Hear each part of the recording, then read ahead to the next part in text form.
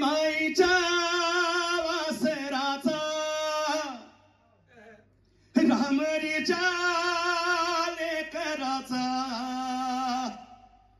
पाय गुन्हे असा भारी जागा केला जग जेठीगा झाला उजेड हा थोर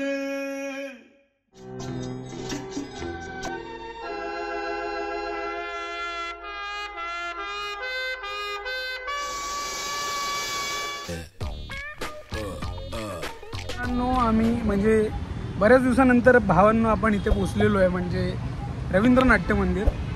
यू कॅन सी म्हणजे हे बरेच दिवस बंद होतं बरेच महिने तरी कारण त्याचं रिनोव्हेशनचं काम चालू होतं. एक मिनिट हे आहे पु ल देशपांडे महाराष्ट्र कला अकादमी अशा पद्धतीचं आहे.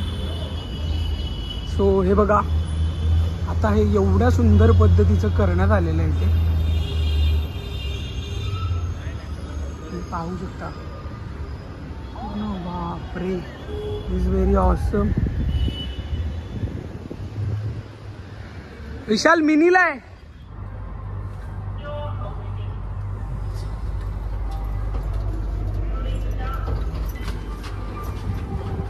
चलो मित्रांनो आपण पोहोचलेलो आहोत.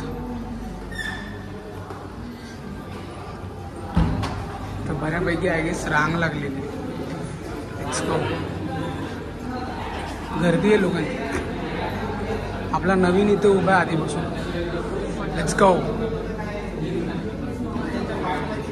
किधर है भाई नवीन वा. तर मित्रांनो बघू शकता हे पासेस ते आम्ही आधीच बुक केले होते. आधीच बुक केले होते आणि आता फक्त जस्ट कलेक्ट केले त्याच्या नंबरवर त्याच्या डेस्कवर. बघूयात काय लिहिलं आहे यावर. त्या सगळ्यांचं फेमस कोट आहे. रक्तात पेटलेल्या अगणित सूर्यांनो आता या शहराला आग लावीत चला. याचा अर्थ खूप गहन आहे. तुम्ही लक्षात घ्या विचार करायचा. सर सचिन गोस्वामी सर आलेले पाहू शकता.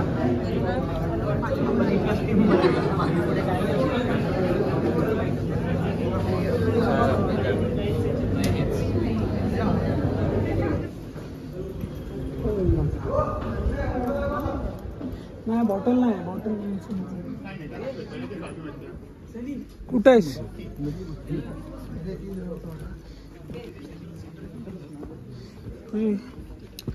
ये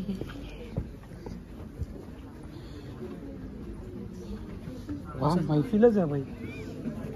सरक जरा नव्हे अजून एक का ना झाले काय. आले आले कसा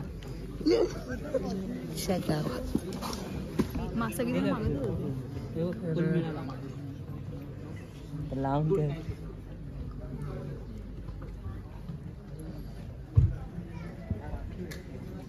कोण नामदेव ढसाळ म्हणजे कोण याचा हा कार्यक्रम आहे. त्या संदर्भात आम्ही रवींद्र नाट्य मंदिराला आलेलो आहोत. तर तो कार्यक्रमाचा बघतोय आम्ही.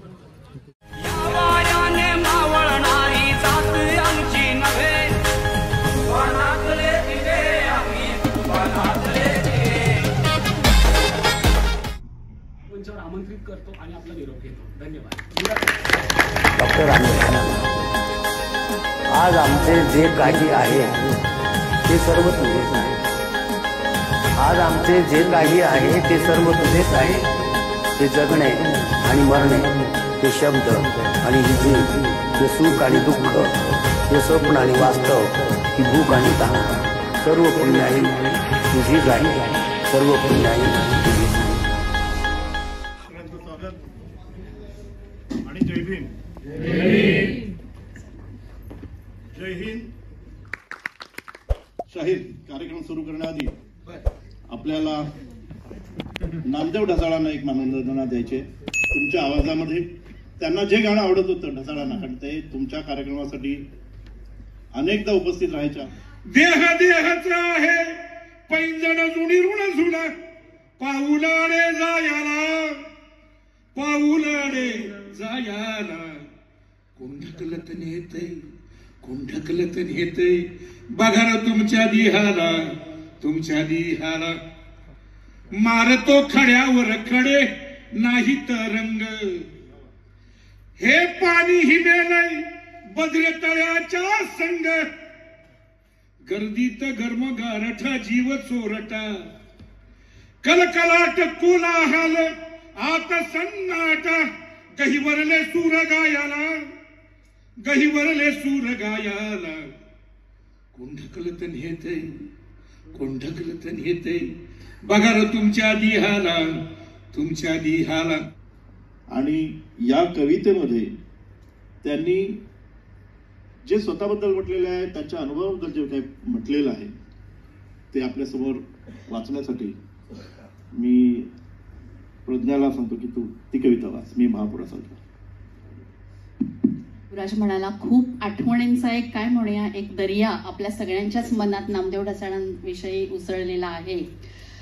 माझं तर जसं आपली मैत्रीण चिन्मयी म्हणाली, त्याच्या आधी दादाने इथे पार्श्वभूमी सांगितली, पण मला असं वाटतं की हा लोककलावंत आहे किंवा लोककवी आहे, हा एका खडतर असा प्रवासातनं येत असतो, म्हणून त्याचा सूर हा काळीपातचा आधीच लागलेला असतो. जसं दादाला माहिती आहे, संभा दादाला. सहारा स्टुडिओमध्ये रेकॉर्डिंग सुरू होतं. आम्ही सगळे उपस्थित होतो आणि अमर हळदीपुरांचं संगीत होतं आणि त्यांनी गाणी सगळी झाली होती. एक फक्त हे 4 ओळींचं, जेव्हा महाडच्या चवदार तळ्यावरचा हा तो प्रसंग आणि म्हणे विठ्ठलराव हे तुम्हाला म्हणायचं आहे. म्हटलं काय आहे म्हणे. तर त्यांनी वाचलं बाबाने, म्हणे अरे वा नामदेवांनी छान लिहिले म्हणे. हो म्हटलं सांगा चाल. बाबा म्हणाले अमर दादांना सांगा चाल.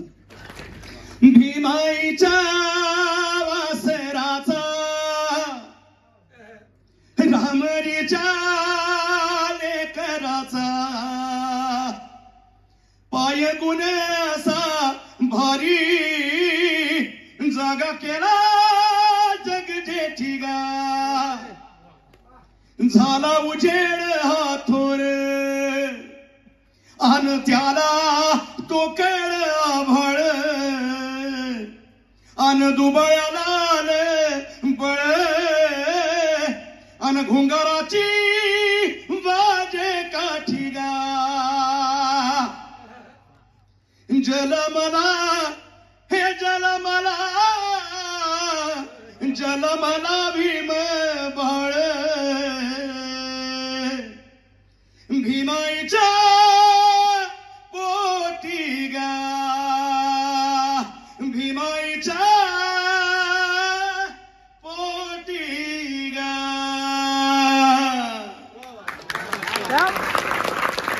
दादा असं म्हणतोय की काव्य का लिहिलं नाही. इतक्या राईम मध्ये होतं, इतक्या यमकात होतं की बाबाला ते पटकन एका अर्थता लिहिणाऱ्या एका चळवळ आणि आपण सुन्नाही झालो होतो आणि उत्तेजितही झालेलो.